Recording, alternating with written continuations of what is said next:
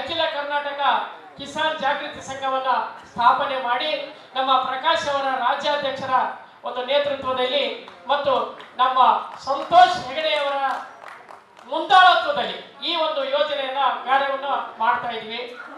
ಈ ಒಂದು ವರ್ಷದಲ್ಲಿ ನಾವು ಏನೇನು ಸಾಧನೆ ಮಾಡಿದೀವಿ ಅಂತಂದ್ರೆ ಯಾವುದು ಇನ್ನು ಅಂಬೆಗಾಲ ಇಡ್ತಾ ಇದೀವಿ. ಯಾಕೆ ಅಂದ್ರೆ ನಮ್ಮ ಸಂತೋಷ್ ಹೆಗಡೆಯವರ ಮಾರ್ಗದರ್ಶನ ಏನ್ ಹೇಳ್ತಾರೋ ಅದ್ರ ಪ್ರಕಾರ ನಾವು ನಡೆದುಕೊಳ್ತಾ ಇದ್ವಿ.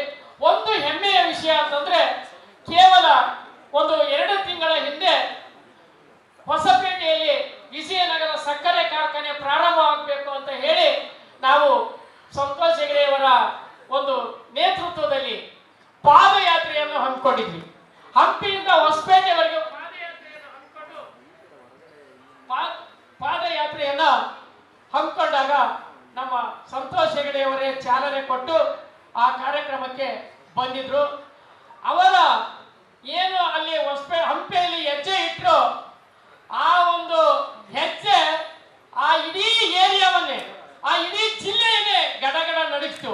ಏನ್ ಸಂತೋಷ್ ಹೆಗಡೆಯವರು ಬಂದಿದ್ದಾರೆ ಈ ಒಂದು ಸಂದರ್ಭದಲ್ಲಿ ಪಾದಯಾತ್ರೆಯಲ್ಲಿ ಸಂತೋಷ್ ಹೆಗಡೆಯವರು ಉಪಸ್ಥಿತರಾದರಲ್ಲ ಹೆಂಗೆ ಅಂತ ಹೇಳಿ ಬಂದ್ರು. ಇಡೀ ಸರ್ಕಾರ ಕೇವಲ 2 ತಿಂಗಳಲ್ಲಿ ಸಾಧನಾ ಸಮಾವೇಶ ಮಾಡಿದ್ರು ಹೊಸಪೇಟೆಯಲ್ಲಿ. ಅಲ್ಲೇ ಘೋಷಣೆ ಮಾಡಿದ್ರು ಸಕ್ಕರೆ ಕಾರ್ಖಾನೆಯನ್ನು ಕೆಲವೇ ತಿಂಗಳುಗಳಲ್ಲಿ ಪ್ರಾರಂಭ ಮಾಡ್ತೀವಿ ಅಂತ ಘೋಷಣೆ ಮಾಡಿದ್ರು. ಅಂದ್ರೆ ಅವರ ಒಂದು ವ್ಯಕ್ತಿತ್ವ ಹೇಗೆ ಅಂತಂದ್ರೆ ಏನಾದ್ರೂ ಒಂದು ಹಿಡಿದ ಕೆಲಸವನ್ನು ಮಾಡಬೇಕು ಅನ್ನೋದಾದ್ರೆ ಖಂಡಿತವಾಗ್ಲೂ ಆ ಕೆಲಸ ಆದೇ ಆಗುತ್ತೆ. ಅದು ನಿಮ್ಮಂತ ಎಲ್ಲ ಹಿರಿಯರಿಗೂ ಸ್ಫೂರ್ತಿ. ಅವರು 87 ವರ್ಷದಲ್ಲಿ ಹೊಸಪೇಟೆಗೆಲ್ಲ ಬಂದು ಕಾಲ್ನಡಿಗೆಯಲ್ಲಿ ಪಾಲ್ಗೊಂಡು ಆ ಒಂದು ರೈತರಿಗೆ ಅಲ್ಲೇನು ತುಂಗಭದ್ರಾ ಅಚ್ಚುಕಟ್ಟು ಪ್ರದೇಶದಲ್ಲಿ ಸುಮಾರು 1000 ಎಕರೆ ಕಬ್ಬನ್ನು ಸಾಗಿಸುವಂತ ರೈತರಿಗೆ ತೊಂದರೆ ಆಗ್ತಾ ಇದೆ. ಇಲ್ಲಿ ಕಬ್ಬಿನ ಕಾರ್ಖಾನೆ ಸಕ್ಕರೆ ಕಾರ್ಖಾನೆ ಮುಚ್ಚಿ ಹೋಗಿ ಹಲವಾರು ವರ್ಷಗಳಾಯ್ತು. ಇದನ್ನ ಏನಾದ್ರೂ ಮಾಡಿ ನಾವು ಪ್ರಾರಂಭ ಮಾಡಬೇಕಾದ್ರೆ ಸರ್ಕಾರಕ್ಕೆ ಒತ್ತಾಯ ಮಾಡಬೇಕು ಅಂತ ನಾವು ಸಂತೋಷ್ ಹೆಗಡೆ ಅವ್ರನ್ನ ಕೇಳ್ಕೊಂಡಾಗ ನಾನು ಬರ್ತೀನಿ ನೀವು ಪ್ರಾರಂಭ ಮಾಡಿ ಅಂತ ಹೇಳಿದ್ರು.